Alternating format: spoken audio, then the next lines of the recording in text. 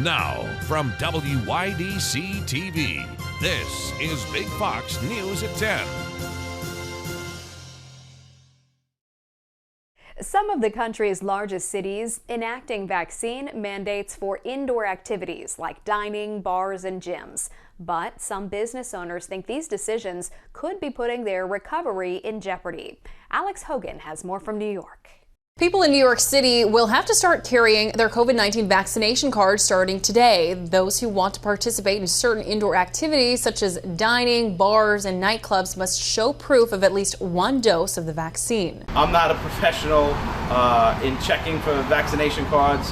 Someone can just as likely hand me a fake card. We don't feel that it's our responsibility. New Orleans will follow the same rule, but San Francisco goes a step further, requiring proof of both doses for indoor activities. Their mandate goes into effect this Friday, but excludes those who are ineligible, like children. We have some that are really happy about the requirement and others that are fuming mad. While many are divided on the topic, some business owners are worried that the burden is on them to enforce the rules, and they're concerned the new mandate could affect their business recovery from the pandemic. While we understand the need to keep workers and public safe, we also have to understand this is going to pose real challenges to restaurants. But we need to avoid even harsher restrictions like the shutdown orders and the countless other requirements that were really thrust upon us, over the past year and a half.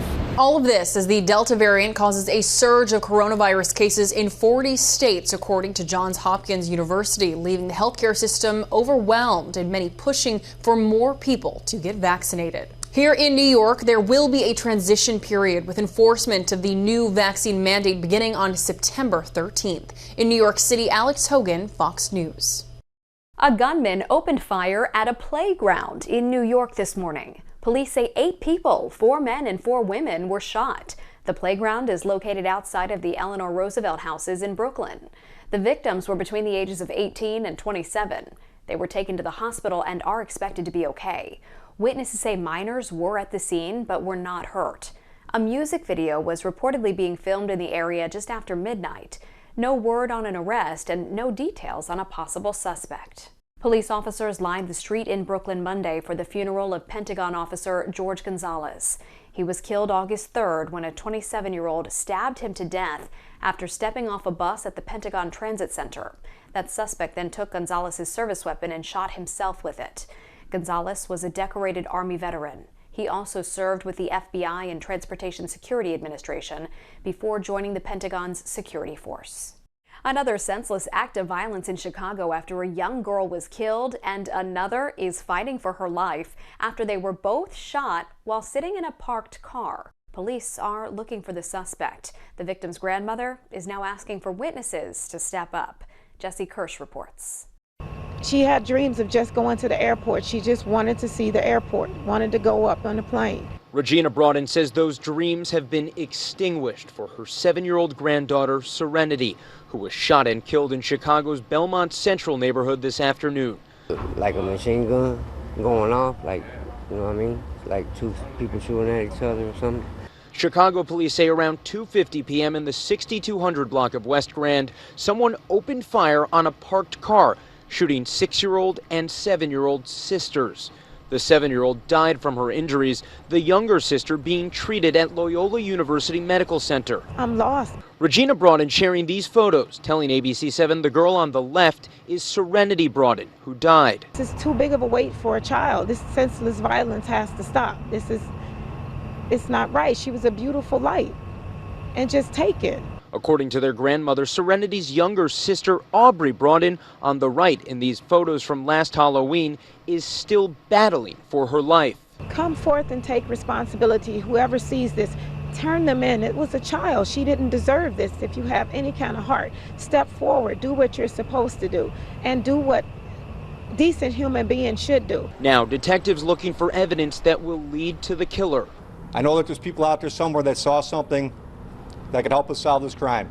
Anybody who saw anything can go anonymously to cpdtip.com or can contact Area 5 detectives. And she keeps saying it. It's not your fault, Mommy. It's not your fault. She's in a great deal of pain, and she's expressing that pain. A Massachusetts family is grieving the death of their loved one who was shot and killed by police. Now, police say the mother of two was brandishing a knife at officers, but her family and friends are questioning why the level of force was necessary for a mental health call. Caroline Goggin reports.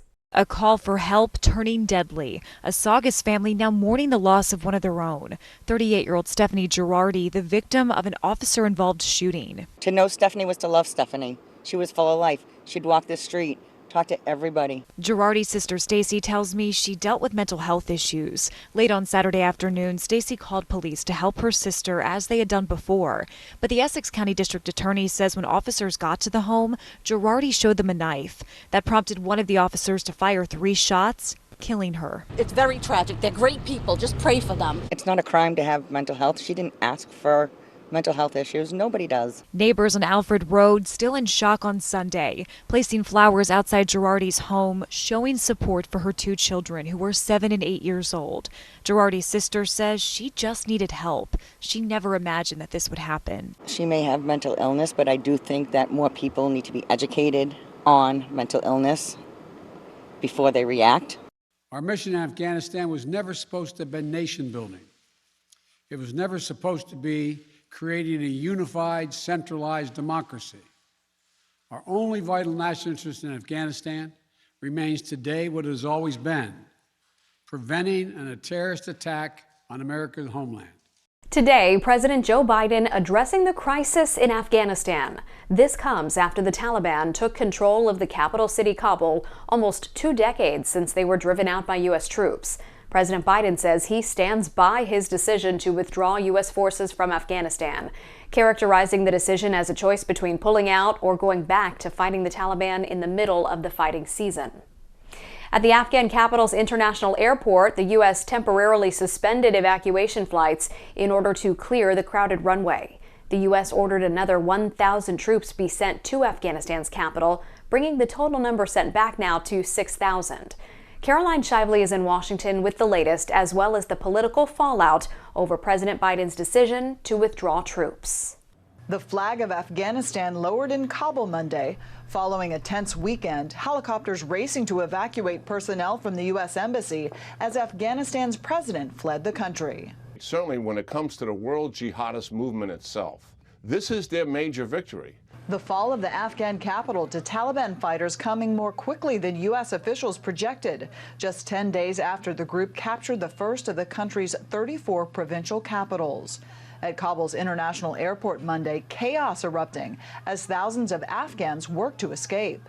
Sunday, Secretary of State Antony Blinken worked to defend President Biden's decision to withdraw troops after nearly 2 decades in Afghanistan, despite critics comparing the moment to the 1975 fall of Saigon, effectively ending the Vietnam War. This is not Saigon. We went to Afghanistan 20 years ago with one mission, and that mission was to deal with the folks who attacked us on 9/11. And we have succeeded in that mission. In Washington, Republican lawmakers blasted the president's handling of Afghanistan. But there's a difference between the decision to withdraw and how that decision was executed. The execution of Joe Biden has been recklessly negligent. Fox has confirmed the Defense Department is preparing to potentially house thousands of Afghan refugees on American military installations here in the United States. In Washington, Caroline Shively, Fox News. The search for survivors following a massive earthquake is underway across a large part of southern Haiti as the death toll climbs. Brian Yennis has the latest from Port-au-Prince, Haiti. Rescue workers racing to find survivors in parts of southwestern Haiti after a massive 7.2 earthquake over the weekend. Aftershocks were also reported, and the devastation could worsen with the arrival of Tropical Depression Grace. The storm forecasted to bring flash flooding and mudslides across parts of Haiti late Monday into Tuesday. We were told there is a lot of damage. People were dead in homes, hospitals and infrastructures collapsed. We are calling for a lot of solidarity, but highly structured solidarity. The Haitian Prime Minister declared a state of emergency following the quake to free up aid to those affected. Dozens of teams were deployed to hand out supplies as survivors take refuge in tents at soccer fields in Lekay. Thousands of people displaced from their homes. Since the earthquake, I did not feel well. We are on the soccer field. Many people are staying there. Our house is destroyed. Scenes like this one are becoming more common across parts of the country. The body of a 7-year-old girl was recovered from a hotel where a celebration was taking place prior to the earthquake. The death toll is expected to rise in the coming days as heavy machinery operators work to sift through rubble, hoping to find additional survivors. Many houses are destroyed. Rescue teams are working to find victims and survivors in the rubble. A search and rescue team from USAID arrived in Haiti on Monday. They bring 65 people, specialized equipment, and 4 search and rescue dogs. In Port-au-Prince, Haiti, Brian Yennis, Fox News. Still ahead tonight, as COVID-19 cases rise, more companies are requiring vaccination for their workers. But for some people, that's not sitting well with their religious beliefs. You have the freedom to choose. And nobody should be able to mandate that you have to take a vaccine or you lose your job. That's just not right here in America. Hear more about one church that is handing out exemption letters for people who aren't sold on getting a shot. Here's your local stock market update from Big Fox.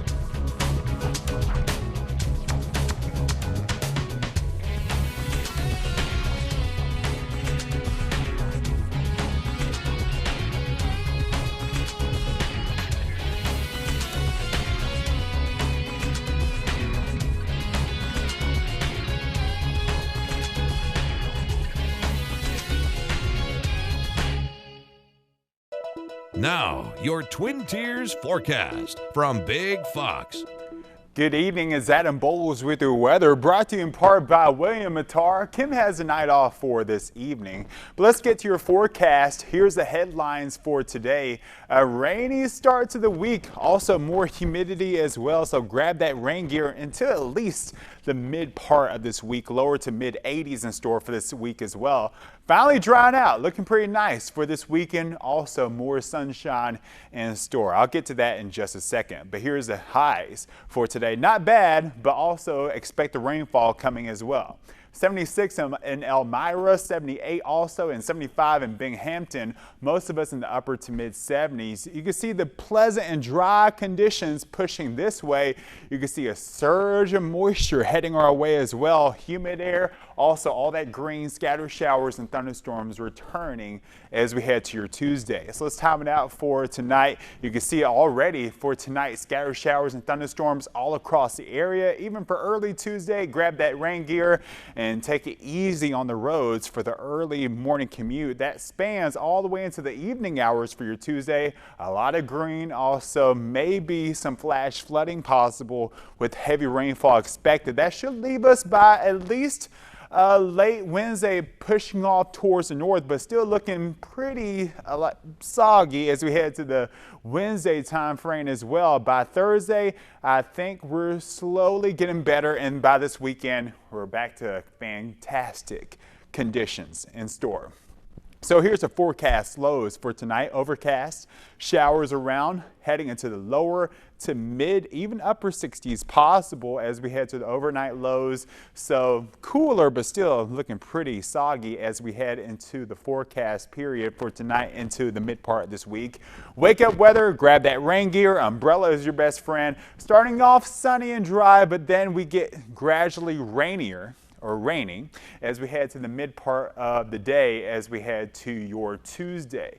All right, here's your 7-day. Cloudy, scattered showers and thunderstorms for your Tuesday. 78 degrees, heading near 80, 70s and 80s, but yes, looking pretty rainy for Tuesday, Wednesday, and Thursday as well. Finally, by Friday, the system pushes off towards the north, hitting 82 degrees for your Friday. Humid, maybe an afternoon thunderstorm, but more sunshine to greet you as we head into this weekend. Friday with a high of 82 this weekend. Maybe a small chance of showers, but looking pretty nice, but warmer heading into the mid to upper 80s. Next week looking pretty good as well. A slight rain chance, but still the mid 80s, and also more sunshine as we head into the end part and also early next week as well.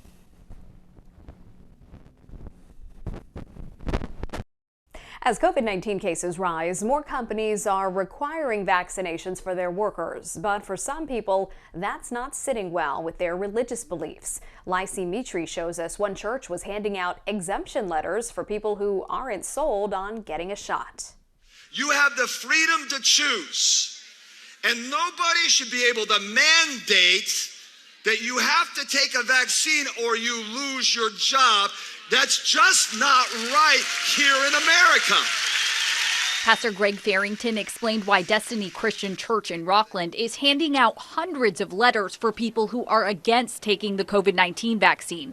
And after the Sunday service, a long line of people waited to pick one up. My beliefs represented below are both sincere, meaningful, and qualifying. This comes after more and more employers have started to require their workers to get the vaccine or get weekly COVID-19 tests if they have a religious or health exemption. It affects state workers in California, teachers, and healthcare workers like Danielle.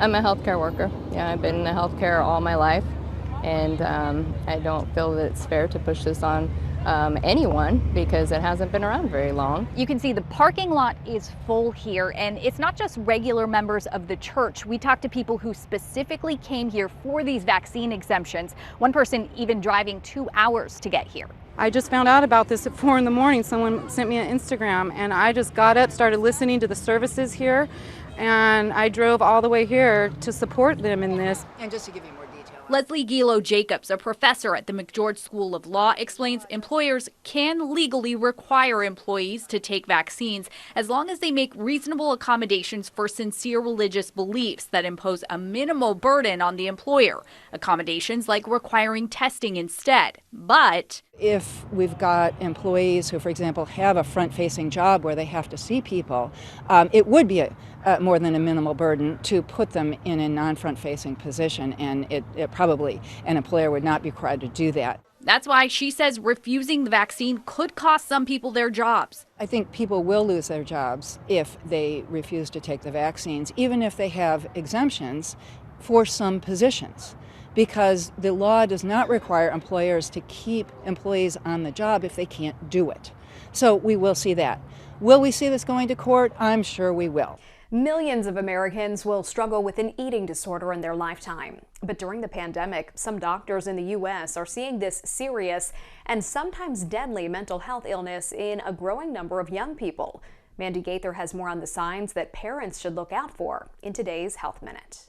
For years, doctors across the U.S. have reported a rise in eating disorders, even more so now. There definitely has been an increase during the COVID-19 pandemic. At Children's Healthcare of Atlanta, there's been a steady increase in those being treated for eating disorders from 108 hospital admissions in 2019 to 174 in 2020. So far this year, there's been 156 admissions. We think this relates to both being out of normal settings like schools and athletics and things that keep kids connected to others, as well as spending more time online and more time at home. Dr. Holly Gooding specializes in adolescent medicine. She says to be on the lookout for these common signs in your child: eating significantly less or more than they typically do, limiting or avoiding entire categories of food they once enjoyed, avoiding eating with the family or in groups, going to the bathroom or exercising immediately after eating, and significant changes in weight, whether that's an increase or decrease. She says it's also important for parents to be good role models. Avoid talking about foods as either good or bad. Avoid talking about our own bodies as good or bad, and just avoid focusing on weight or shape in general. If you see a sign that something isn't right, Gooding says talk to your family doctor. They can check your child's growth to see if there's been a change. For Health Minute, I'm Mandy Gaither. An iconic Colorado tourist attraction could have some new celebrity owners if all goes as planned. Matt Stone and Trey Parker, who featured Casa Bonita in a cult classic episode of their show South Park, could soon be the proud owners in real life. As Liz Gelati reports, the comedy duo's investment is no joke. The reason it's legendary, I mean, you don't really see a 30-foot waterfall in a Mexican restaurant. A legendary Colorado landmark and an announcement that has the potential to make Casa Bonita even more of an attraction. As of about an hour ago, so I have to qualify this, pending bankruptcy proceedings that this will have to happen in a couple of months. We've come to an agreement with the owner, and we bought it. Yeah. Congratulations! Congratulations! Trey Parker and Matt Stone, the creators of the South Park TV series, sat down with Governor Jared Polis to break some news. They reached an agreement to purchase the restaurant, but can you really even call it a restaurant? It's Disneyland in Colorado. We met Lisa Vicek after she wrapped up a tour of Casa Bonita. Are you a South Park fan? I'm not. I don't know who the characters are, sorry. But when we told her about the announcement, she was thrilled. Wonderful. Oh, that's great. That's terrific. I'm so glad this will continue. South Park featured Casa Bonita in an unforgettable episode, lovingly poking fun at the food and introducing the world to the special Colorado treasure. Oh, I can! It's a great show. And I mean, their episode about Casa Bonita is like pretty spot on. Before the South Park creators stepped in, a group of local Casa Bonita enthusiasts were working to buy it. I mean, my #1 goal is that it never goes away. And so if this breathes in funding and life into it, I think that's great. And employees agree. Well, I hope that they can just make this place better than it already is. I mean, it's already an amazing restaurant, but the employees here are the lifeblood of Casa Bonita, and we hope that can continue. Live Nation announced it will require proof of COVID-19 vaccination or a negative test for all performers and concert goers beginning October 4th. Its president and CEO said vaccines are going to be your ticket to shows. He said they're following the model they developed for Lollapalooza for all venues and festivals possible. Live Nation is one of the largest live entertainment companies in the U.S. It says it hosts 40,000 shows and more than 100 festivals, selling 500 million tickets each year. A military veteran threw caution to the wind to celebrate his 100th birthday. But don't worry, he's done this before. Jeremy Roth has today's Take a Look at This. Watch a California veteran celebrate his 100th birthday by recreating the World War II parachute jump he made 77 years ago. Tom Rice made the jump from a vintage plane over the beaches of Coronado to symbolize the D-Day invasion jump he made in Normandy, France, decades ago when he was a member of the legendary 101st Airborne Parachute Infantry Regiment. He fought in the Battle of the Bulge and helped capture Hitler's Eagle's Nest in Germany, and after the war he became an educator, teaching in schools for over 40 years. Rice was aided in his B-Day, D-Day recreation by former U.S. Navy SEAL team members and was greeted by scores of local residents and members of the military who lined the beach to show their support. When this centenarian was asked about his secret to longevity, he simply said, "Keep moving." And from a fearless flying veteran to a fearsome flying dragon? That's the word scientists are using in a new study to describe a newly discovered species of winged dinosaur. University of Queensland researchers studied the jaw fragment of a pterosaur species they believe was once Australia's largest flying reptile, with a massive wingspan measuring nearly 30 feet. They believe the new species, called Tabungaga shawi, flew over the outback roughly 105 million years ago, likely using its enormous, powerful jaws to scoop up juvenile dinosaurs. Authors of the study call it, quote, the closest thing we have to a real-life dragon. For Take a Look at This, I'm Jeremy Roth.